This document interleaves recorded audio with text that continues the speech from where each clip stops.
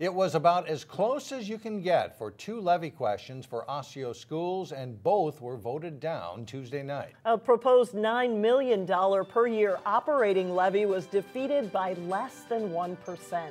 A $5 million a year technology levy lost by more than 3%.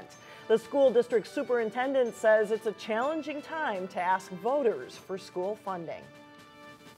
Well, of course, we're disappointed because it has a big impact on us. And at the same time, we're very grateful. And we're grateful because there were literally hundreds of staff members and community members who were really passionate about making sure that our voters were well informed before they went to vote yesterday.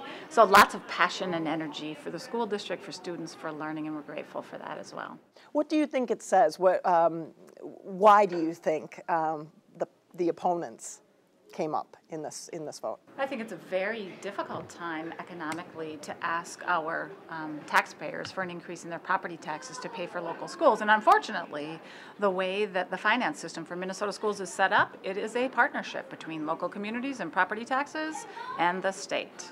It's a very difficult time, and I think that certainly played into it.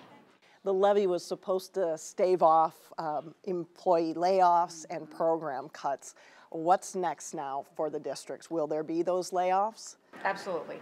We've begun already to identify essential services. We worked over the past year to do that, so we'll continue that work. And at the same time, we'll meet with school board members in our regular meetings, and the school board will provide direction to us on the calendar, the timeline for making those exact budget reduction identification for next year.